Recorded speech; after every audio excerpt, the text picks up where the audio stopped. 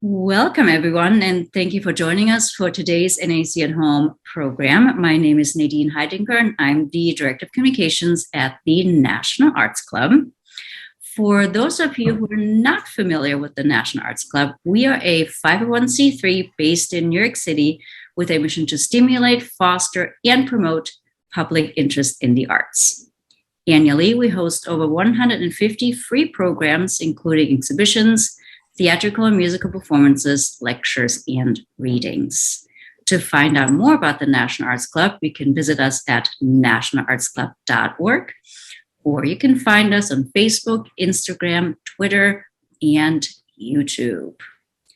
It is my pleasure to welcome you to today's conversation featuring Clive Francis, who has played leading roles with the Royal Shakespeare Company and who has appeared in dozens of feature films and BBC television series, among them A Clockwork Orange, Poldark, Sense and Sensibility, Prime Minister, and The Crown. Speaking with Clive Francis will be John Andrews, a longtime National Arts Club member and founder of the Shakespeare Guild. Following the conversation will be a brief Q&A, so please feel free to use the Q&A function for any questions you might have. And without further ado, let me turn it over to Clive and John. Please enjoy their conversation. Thank you, Nadine.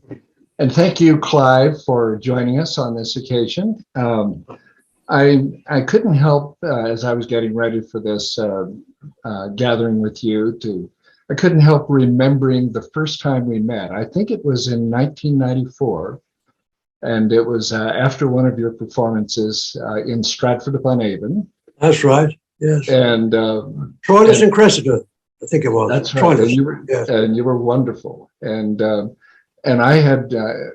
was a little bit hesitant to introduce myself because I had stolen from you. I had used an image that you had provided of Sir John Gielgud as the cover for a program at the Folger Shakespeare Library in April of 1994 to launch an award in the name of Sir John Gielgud. And I hadn't met you. I didn't know how to reach you. So I just appropriated that and everyone loved it. It was a grand occasion. Among the speakers were Robert McNeill of the McNeill-Lehrer NewsHour, whose son Ian had just won an Olivier Award as the designer of the set for An Inspector Calls. After he spoke, Tony Randall chatted a bit about some of the stories that you had gathered in this wonderful book called Sir John, what is the title? The Many Faces of Gielgud. This was That's a right. celebration of the 90th birthday of Sir John. So Tony talked about some of the things that you had brought together in this beautiful volume. Susan Stamberg then read a letter that Sir John had provided for the occasion. And so we were launched. And so I was really delighted finally to meet you, and particularly after seeing a wonderful performance that you had given for the Royal Shakespeare Company. Thank you. So, thank you. And ever since, you've been absolutely essential to this award ceremony. And I believe since 2005, the trophy that we have presented to recipients of the award has been a caricature of Sir John that you did in 1996. That's right. And I wonder if you could talk a little bit about that. Yes, well, it was a limited edition caricature print I did of Sir John, which he kindly signed, and I had quite a number of these, which I've kept back for myself. And when I came to see you in Washington, we talked about the award. Yes. And you were looking for a new idea for the award. Well, I offered these up to you because I said, please, they're just sitting in a drawer and I'd love them to be properly used. And the idea of an award ceremony with Gielgud's name attached to it would seem to me the perfect award to give. So every year I've been I feel greatly honoured that it's my print that's been handed. But I think we've got a photograph there of Vanessa Redgrave, who received it in 2016, I think it was. And I think she's being, there we are, yes. There we are, yes. And with Rupert Gould, the director. With Rupert Gould, who was Yes. presenting it to her, yes. And that, I mean, the people you've had winning this award over the years has been fantastic. We've had, and there's Ian McKellen, I think, there, he won it. I've forgotten which year he won it. There he is with his famous scarf. That was in 1996. He was the first recipient. He was the first one, I believe, wasn't he? Yes, he was. Yeah, that was at the Folger Shakespeare Library on Capitol Hill in Washington.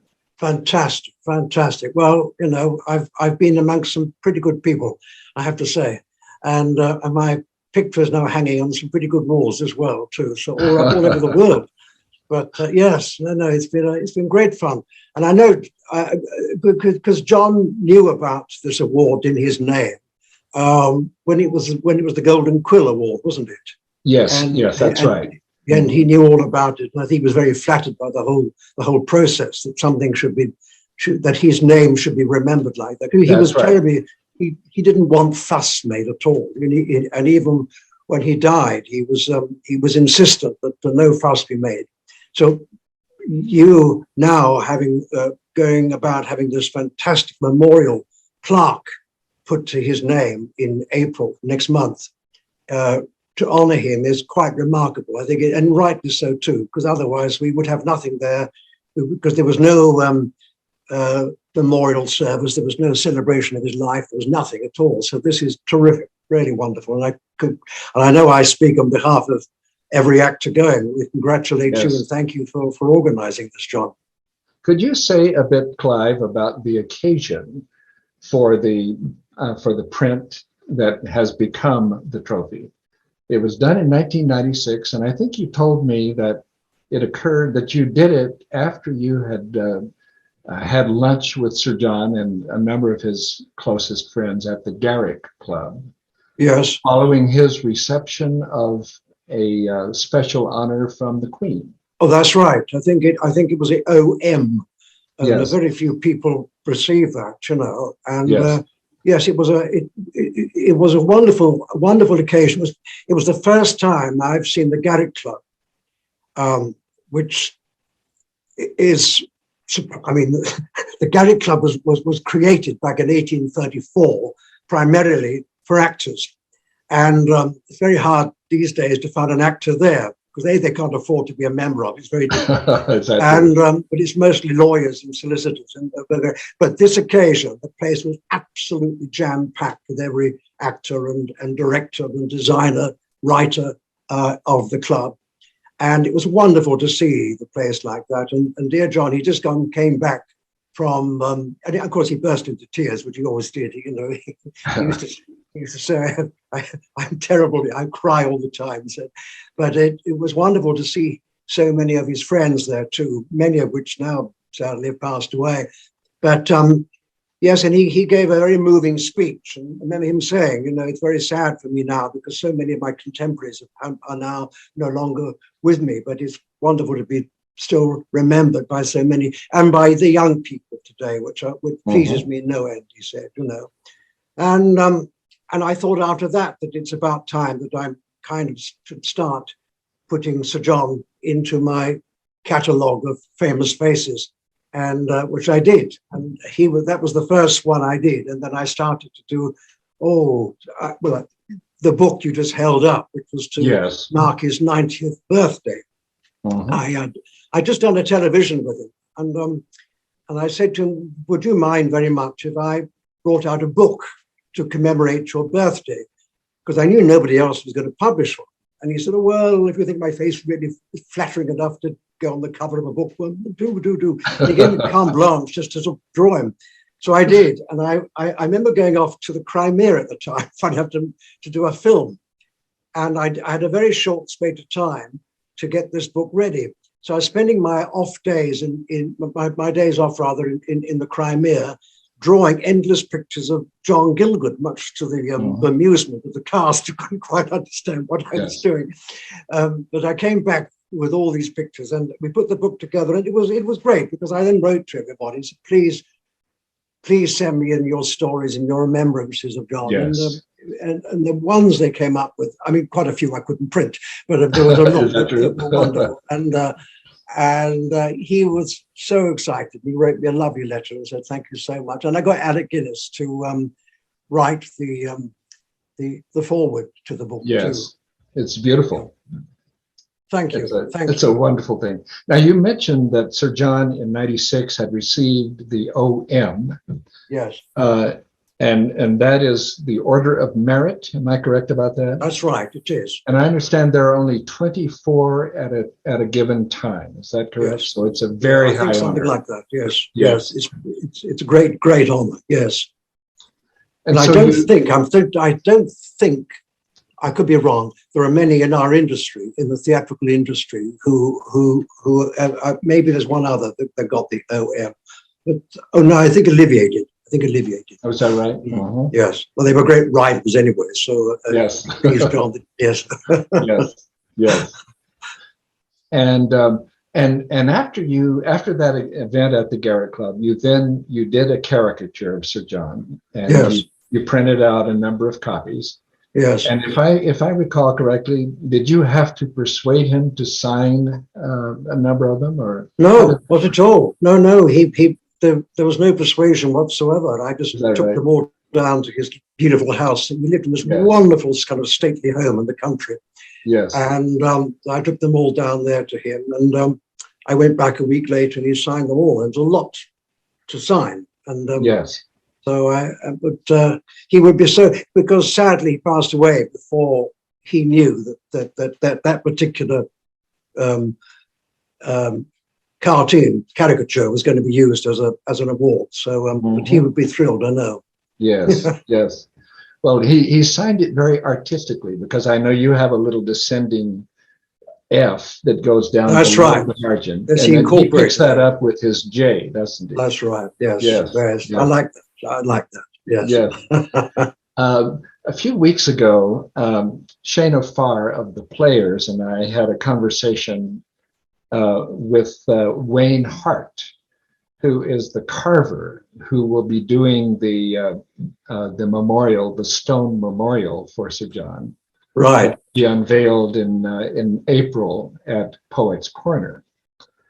And at the suggestion of Giles Brandreth, he decided that what he would do would be to take Sir John's signature and use that as the style for the lettering on the memorial. Right. So it will simply say John Gielgud, O.M., and then give us dates. Lovely. It'll be very elegant, I think. And, yes, it will be. Very nice. Yes. Very nice. Yes. He used to write very famous letters, as I'm sure you remember, because you must have received one. When he used to write down the center of the page like that. That's right. And always be at an angle. It's sort of like always at an angle. Yes. Like a tornado. Yes, I know. Great fun. One of my favorite ones was, I think it was after one of the Gielgud Award presentations, he wrote me a note telling me how happy he was about the recipient of the award. And it just got smaller and smaller and smaller as I went down. And I was afraid I wasn't going to be able to read the final characters. And then I came to a PS. I hope you're using a magnifying glass, because I find that as I get older, my writing gets smaller and smaller. Oh, he had a wonderful sense of humor. He was blessed with that, I must say. I mean, he was known for his pouring gaffs and bricks, which he said himself, I used to litter them all over the place at one time. I couldn't help myself.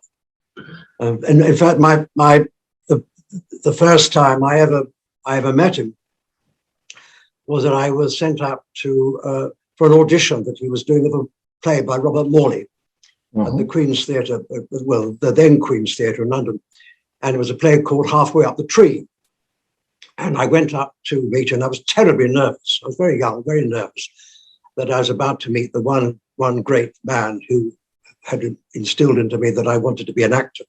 by his performances I'd seen, like The Age is a Man, and to meet this man in person, in the flesh, I was just really a bag of nerves. And so much so, as I walked on to the stage to meet him, I immediately dropped my script onto his feet. And then I stumbled over the first few lines, and then I lost my place. And then I started to acquire a strange stammer from somewhere as well. In fact, I did everything I could possibly do to make certain I never got the part. And I sort of left the theatre in a blaze of embarrassment. But to my astonishment, and a weeks later, I received a telephone call from my agent saying that they wanted to see you again. I thought, what? They can't do it. I thought, well, obviously I must have done rather well. I was now feeling rather confident. I remember arriving at the theatre and then sort of practically nonchalantly walking onto the stage to meet Sir John. And I saw him sort of disentangling himself from an aisle seat and pacing down the aisle and looking up at me. And I thought about to sort of shake my hand with sort of admiration. And he said, "Oh my God, it's you. Oh no, I'm sure I never asked for you back again." And so I was left sort of standing there feeling embarrassed. But did you get years later? I told her about this years later. You know how awfully rude. I'm so sorry. But Alec Guinness once said that he said he said, "I think you got off pretty lightly." He said, when I was playing Osric opposite his Hamlet in, I think, 1938 or something like that. He said, I finished the performance and Gielgud came up to me and said, "Oh my God, you're awful. You're terrible. And I thought you were going to be rather good. Go away. I don't want to see you again."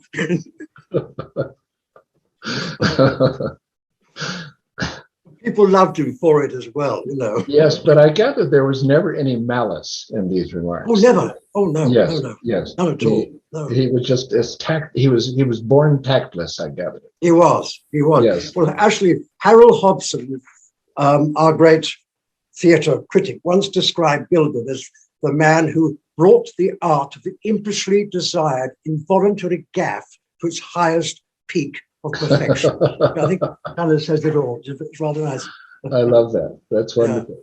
Yeah. Well, now you come from a family of actors, don't you? Your Yes, parents indeed. were both the performers. Tell us a little bit about them. Yes. Well, my father was an actual Raymond Francis, and he was, I suppose, one of the first detectives. Well, in fact, he was the first Dr. Watson on British television. Right? Yeah. And then in the late 50s, he became one of our television's most successful detectives. And from a half-hour series, they went to an hour series. And he ran for 13 years. It was a series called No Hiding Place, and he played an Inspector Lockhart. It was about the same time as Jack Webb was doing Dragnet and all those various things in America. And so he came from a low-key jobbing actor. He became one of our big stars on English television. And my mother, who'd given up the industry altogether when she had children, so when my father passed away, she decided that she wanted to get back on the stage again. And my wife discovered, in fact, through equity, that her name was still there, and she could have an honorary equity card. And within a month or two, she not only got an agent, she got a job, and about 2 years later, she was in Star Wars: Phantom of the Opera, Phantom of the Menace, rather, the Phantom Menace, and so she became an iconic actress. Of course, much to the excitement of all the nephews and nieces, I love that. They now had a star in the family. So my any success I had was pushed out the way very quickly. So Granny became the sort of the big star of the family. I love that. Yeah, and she only passed away about 4 years ago. She was 96 when she died. My goodness. So, same age as Gielgud. Yes. Same age as Gielgud. Yes, indeed. Yes. Yeah. Fascinating. Now, you met your wife, I believe, on a set. Am I correct about that? Yes, we were doing The Importance of Being Earnest in London. But I must tell you, I had a letter from, let me see if I can find it there. I had a letter from Gielgud, who, he said, because after we'd opened this play in 1987, he wrote to me because he read some rather nice reviews I had playing Jack Worthing. He said, all congratulations on your own splendid reviews in earnest. I felt a pang of jealousy when Donald Sinden, that is, spoke to me about the production at the Garrick Club.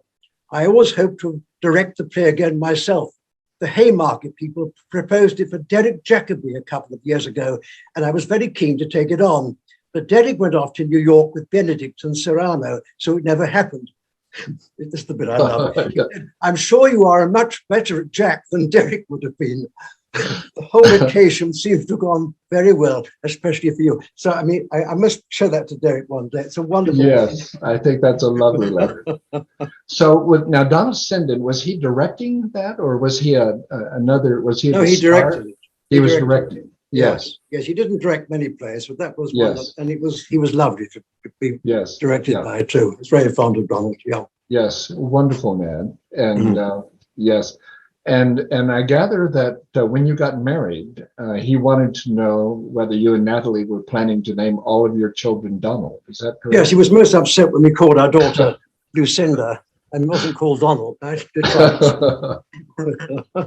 Yes, he was. He looked upon himself as sort of a fairy godfather to us both. No, yes. I love that.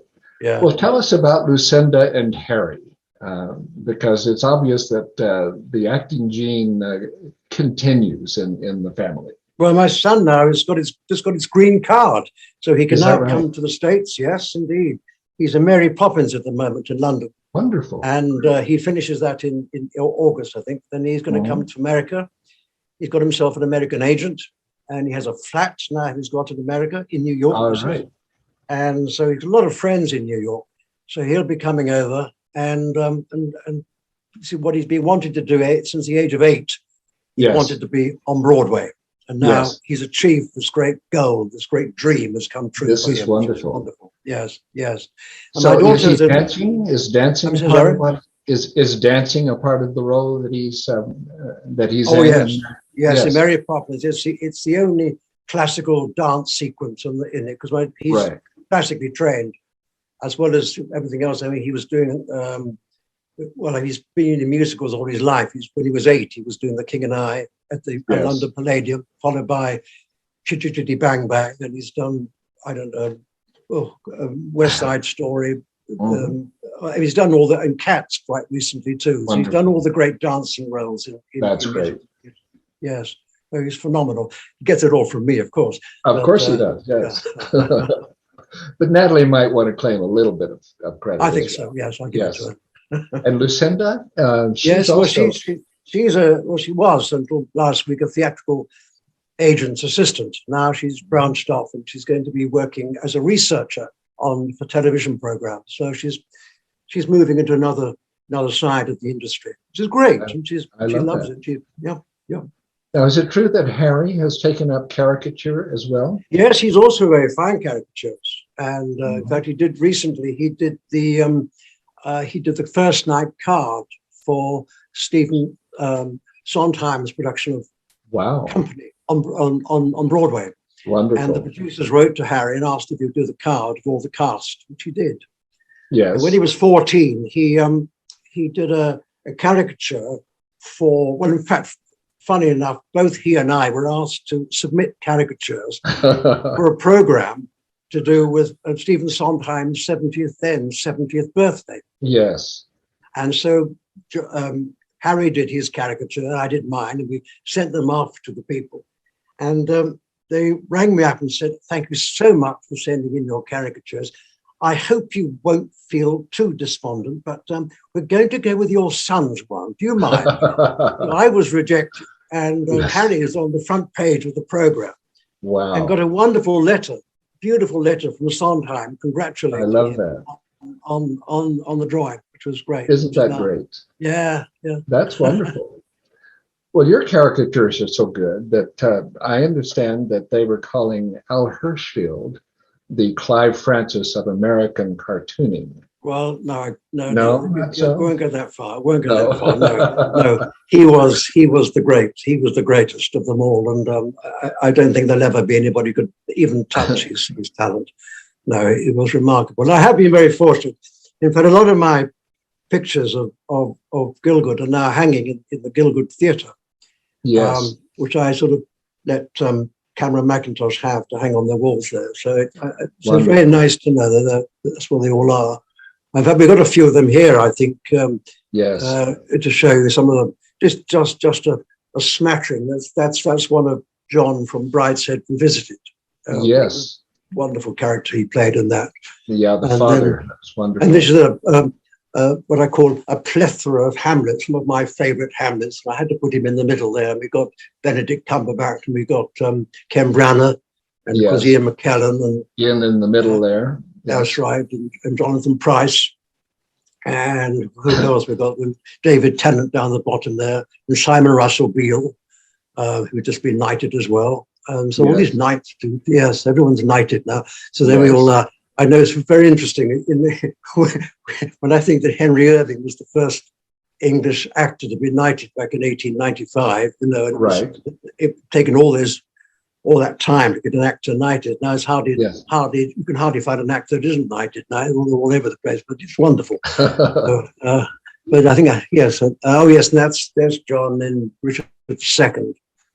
Apparently, because I was too young to have seen him do it, but I've heard recordings of it. I love it.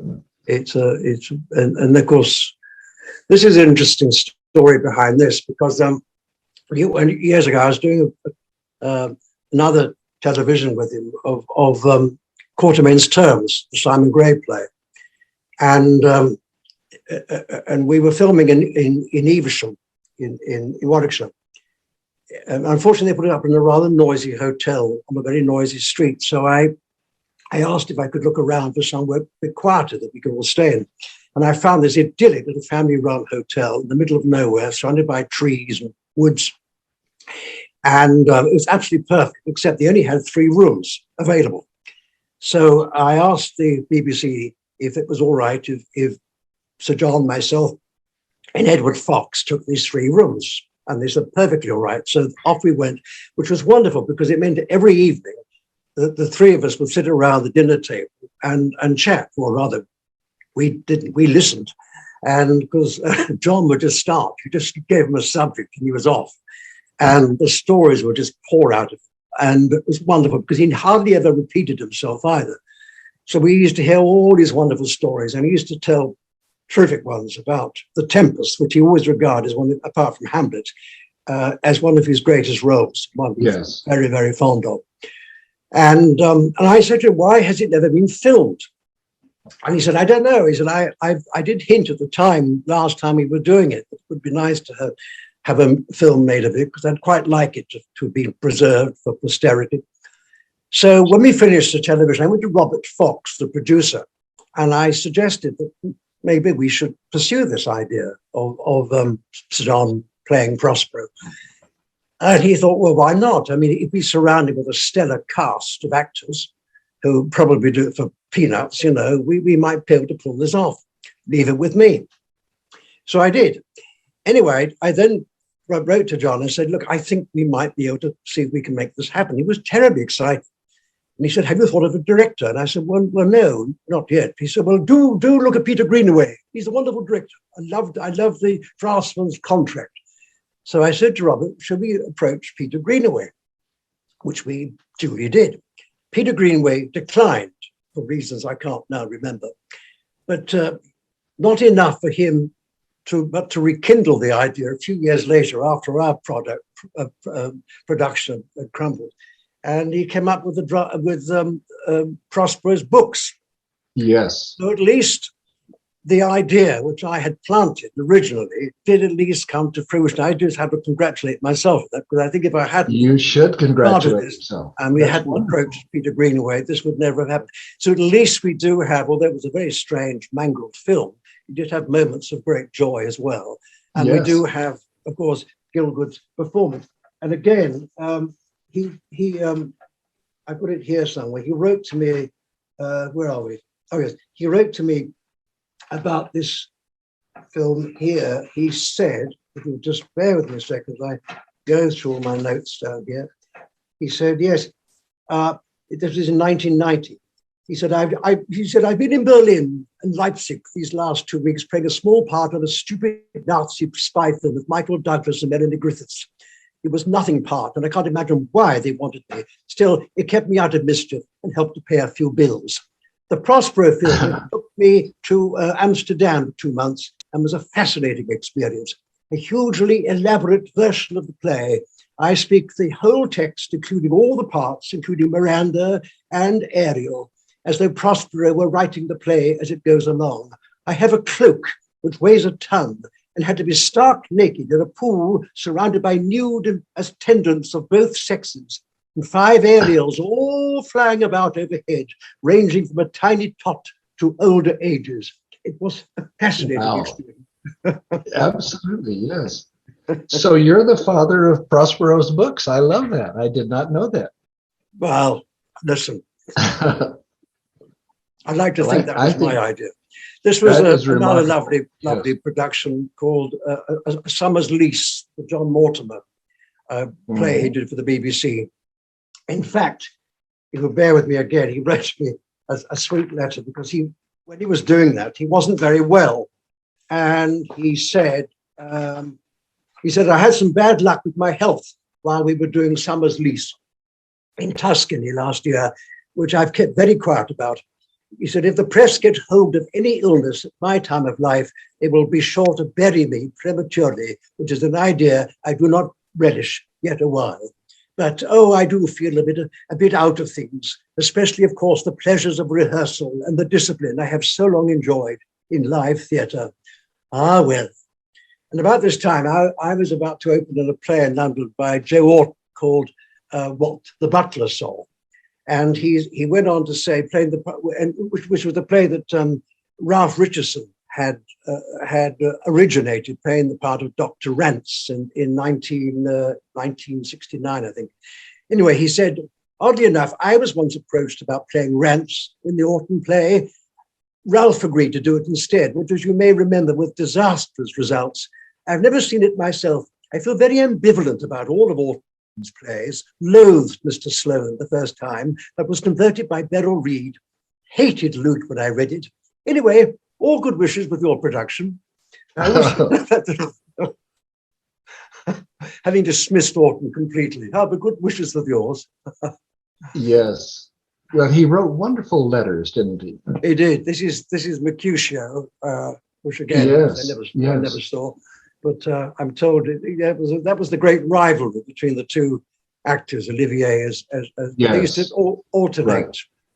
And but Olivier was the great Romeo. Sorry. Mm-hmm.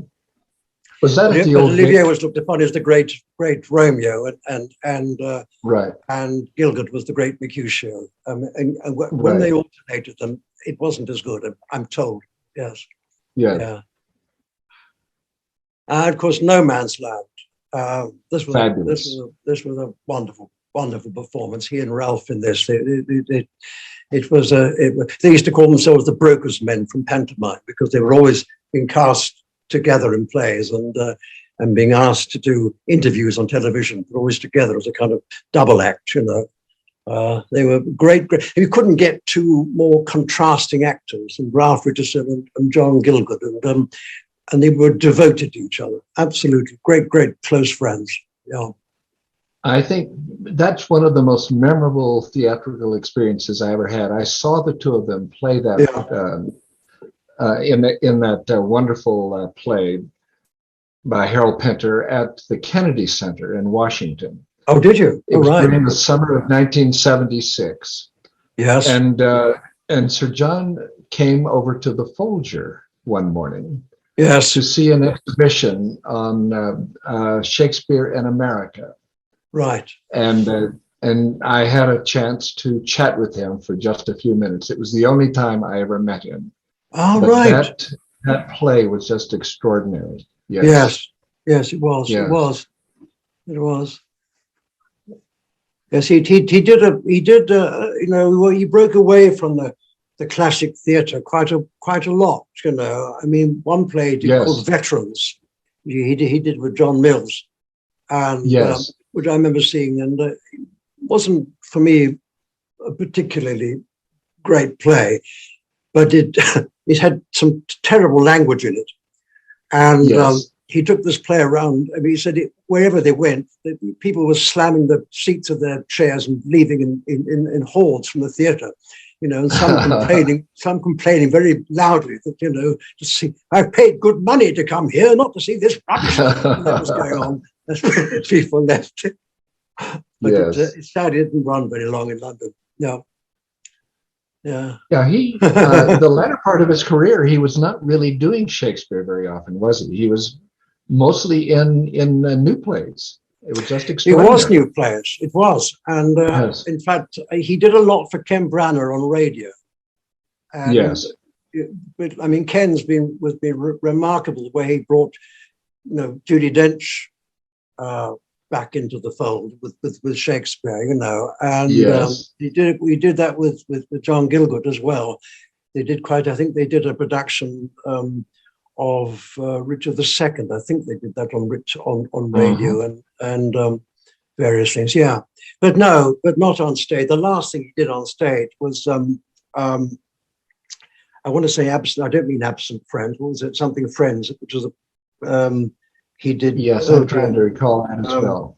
Yes, and he used to get into his mind used to be all over the place, you know, and he used to get into terrible states on stage sometimes and have blackouts. Yes. But he used to, being John, he used to carry on brilliantly, and people knew he'd gone, he disappeared, the play disappeared for a minute, but he'd somehow weave his way back into it again, you know. But no, he was an extraordinary man. I remember having lunch with him while he was doing that play. And I think it was to talk about the idea of doing The Tempest. And and I said, I don't suppose you'd like a glass of wine with your lunch. He said, oh yes. And my God, he got nearly a carrot of red wine. Well, I mean, I've only got a sniff of glass of wine if I finish that night. And I couldn't believe it. It didn't seem to worry him at all, you know. And he said to me once, he said, oh, don't worry about me. He said, when I was doing Much Ado at Stratford with Peggy, we got through a bottle of champagne in the interval. I love that.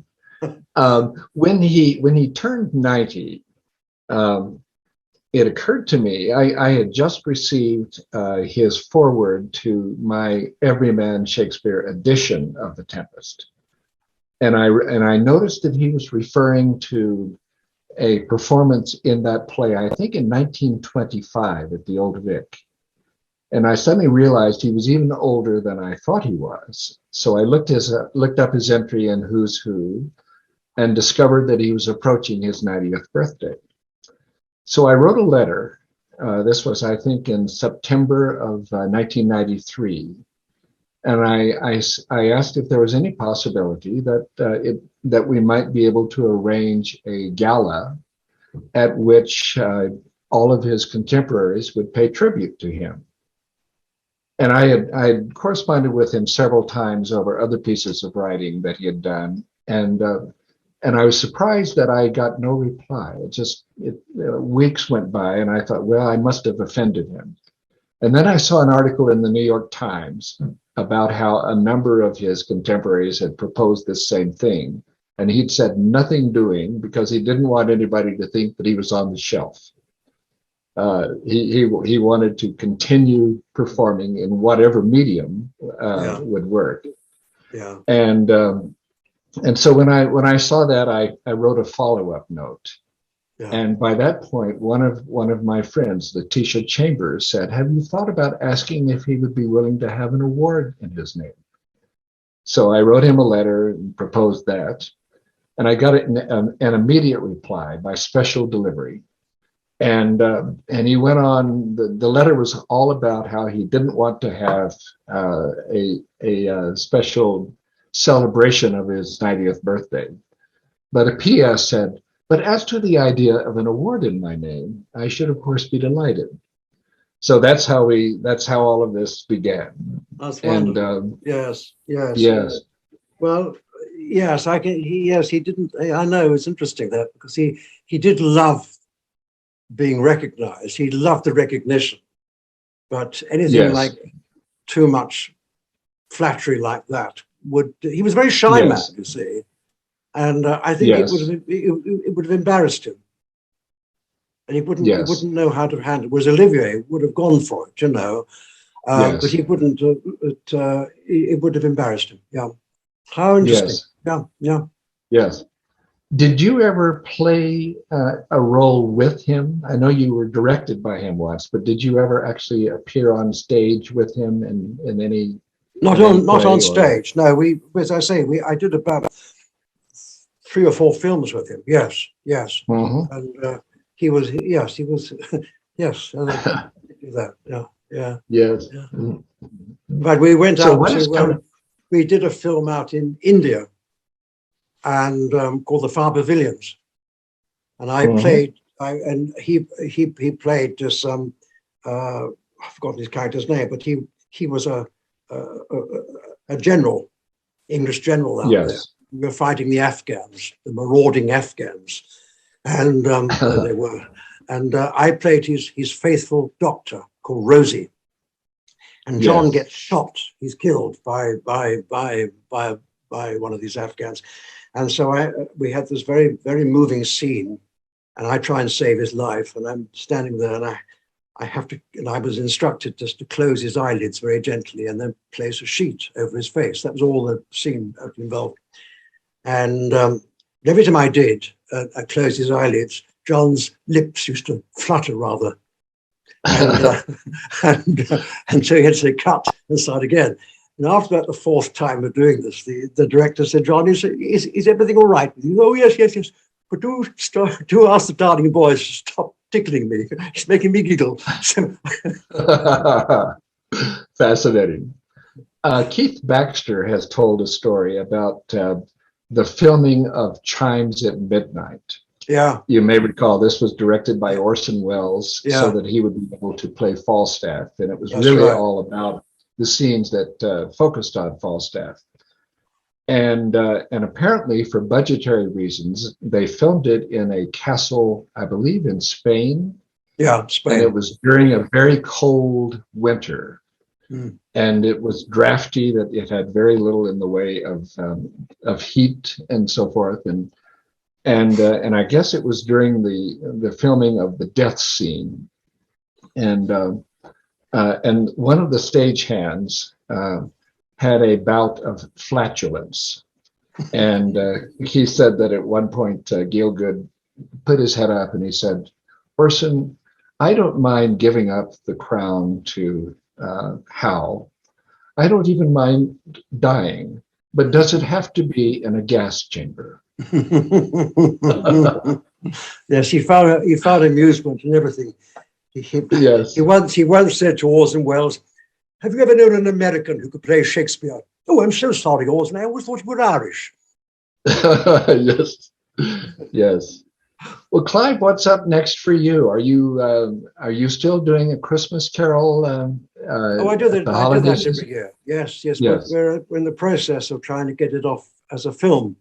And really? We're hoping to do sometime, well, the middle of this year sometime. That's the idea. So that's what we're discussing at the moment. Yeah. And you've been doing that for decades, haven't you? How long have you been? Oh, goodness. I've been doing that for 21, 22 years nearly. Yeah. Yes. It's a nice little, it's my pension, really. No, I bring that out each year. You can play that till the end of your life. It's But the older I get, the more I become Scrooge-like, every way.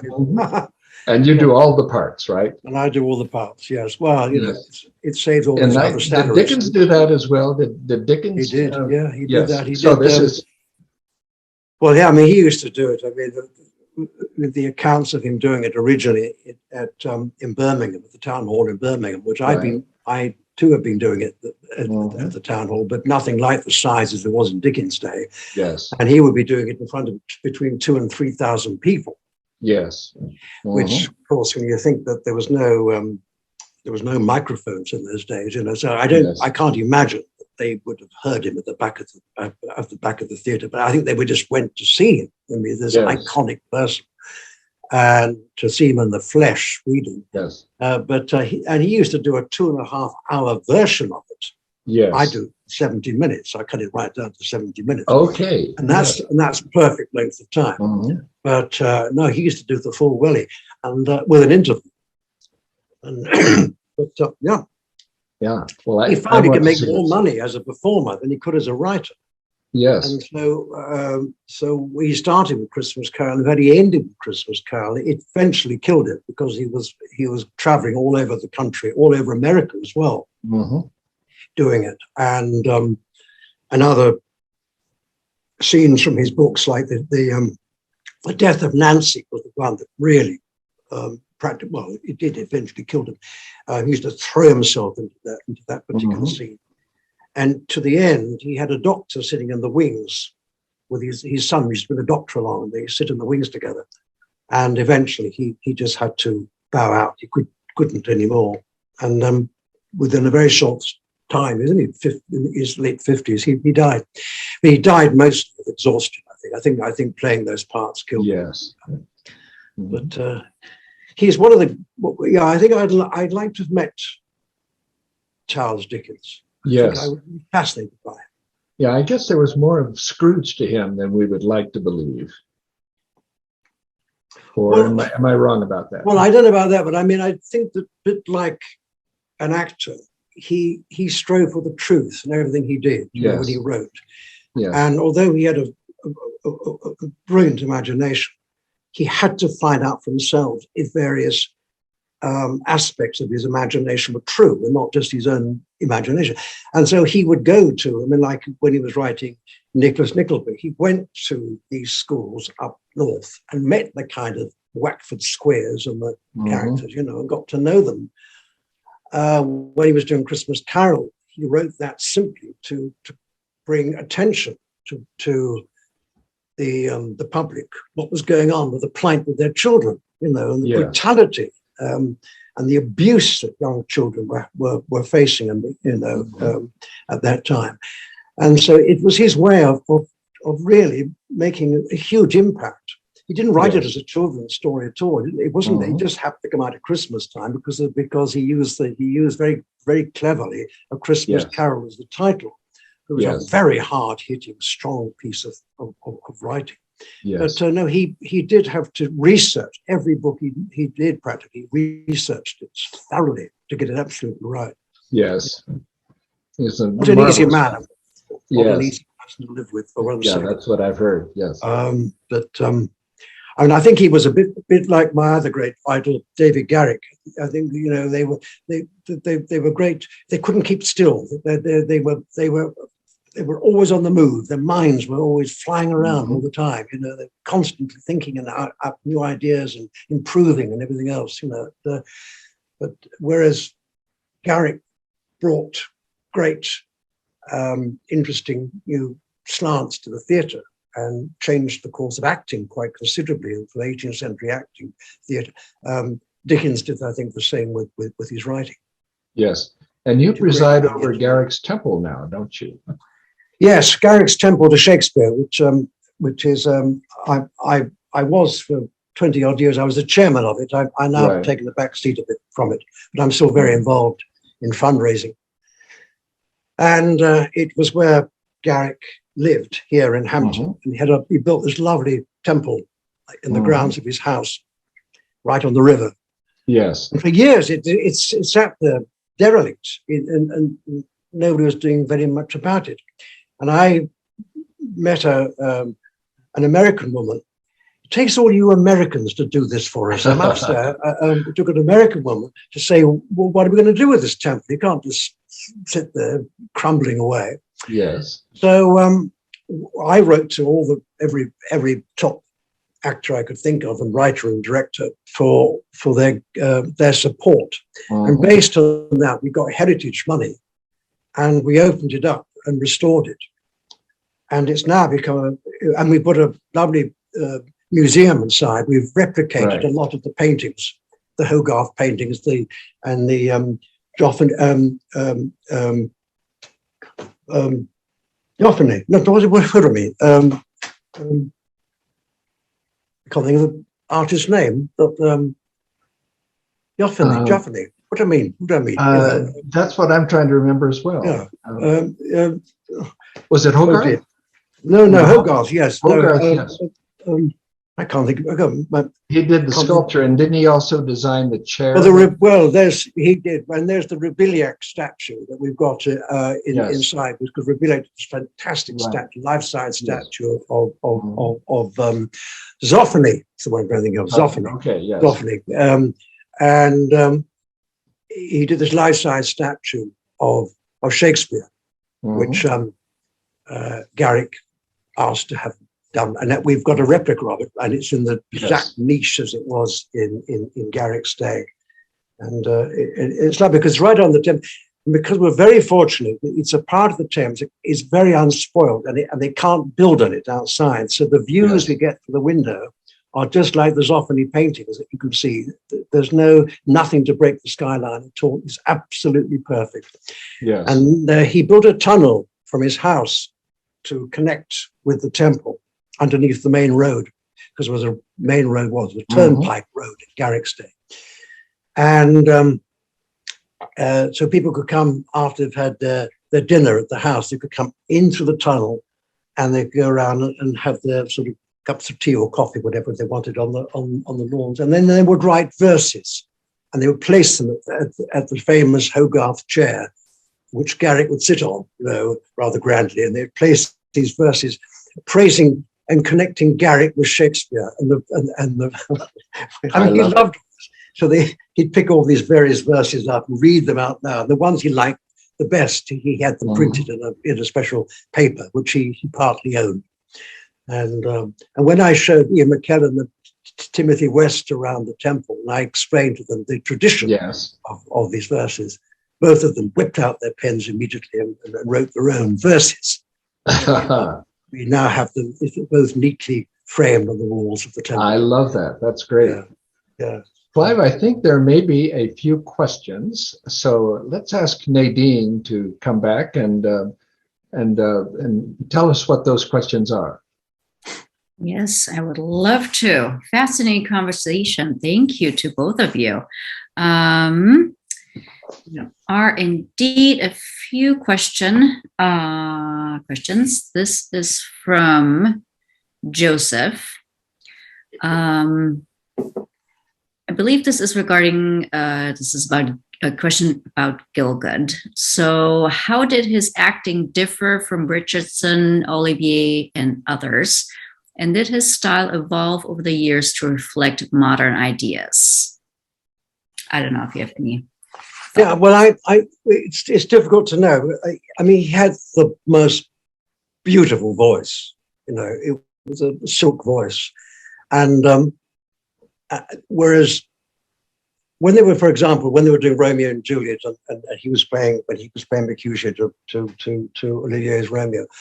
Romeo was all earth, and he was hard and earthy, whereas Gielgud was very ephemeral and light and airy.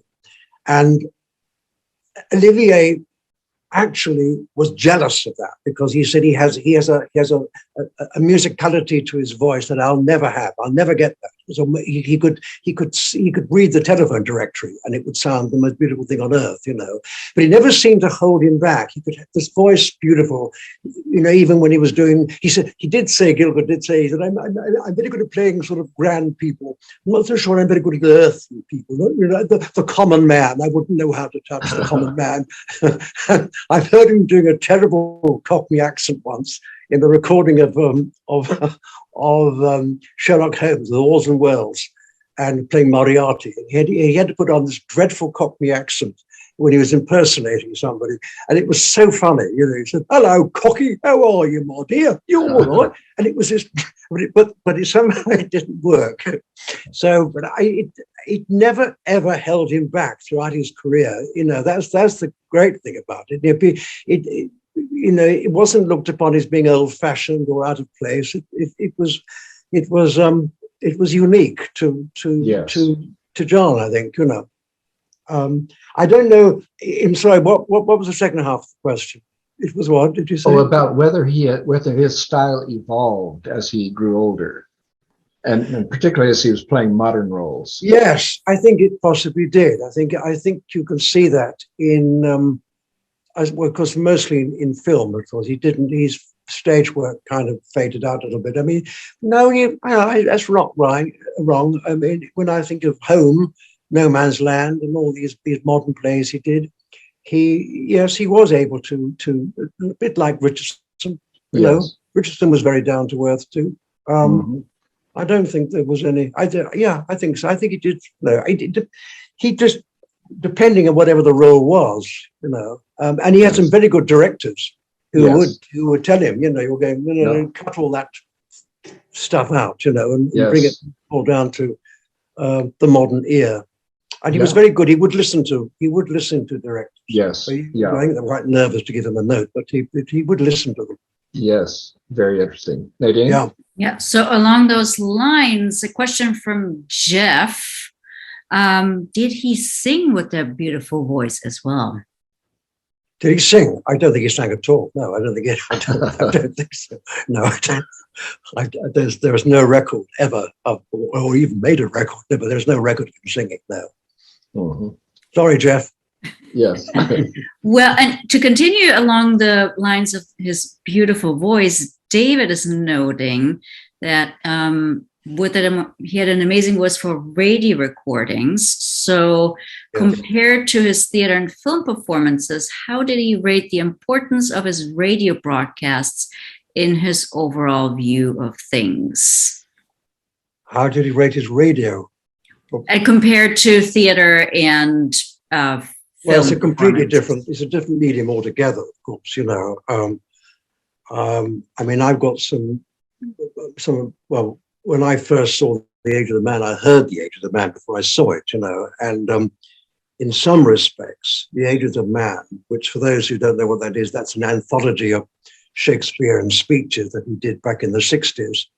It was put together by George Ryland, and it sounds, in a way, it sounds better than seeing it, funnily enough, because when you see it, he's dressed in evening suit. I remember him in an evening suit with an aspidistra behind him with a chair. That's all he had on stage. And he did these famous speeches, but it kind of didn't work for me. When I listen to it and you hear his pronunciation and the way he delivers lines are just still to this day, I will listen to it and still think, wow, yes, that is the most beautiful rendition of it. But also, it gets to the point of the speech as well. You know, I mean, that's why he and Peter Hall got on very well, because Peter Hall was a great one for the for Shakespearean delivery and the right iambic pentameter, you know, and John kept to that without making it sound too precise. Yeah. Sorry, is it a bit convoluted? Yeah. No, perfect. We have time for one final question, and that is for Clive from Lisa. How much would you say your personal relationships influenced your caricatures with your subjects? Oh, I think quite a lot. I think it's much easier if you know the person pretty well, either personally or somebody you admire. I'm not very good at just drawing people I don't know or certainly don't admire. Apart from Donald Trump, I did have a field day with him when he was president. It does help if you know people well. You know, because the thing is, you don't want to offend. I remember doing one of Rex Harrison once when we were at Chichester together. I did, but I thought it was rather a good cartoon for him as a present for his first night. And he just said, "You bugger," and that was all he said about it. So some of your subjects don't always appreciate your characters. Very, very few. I'm very careful. I am very careful. Yes.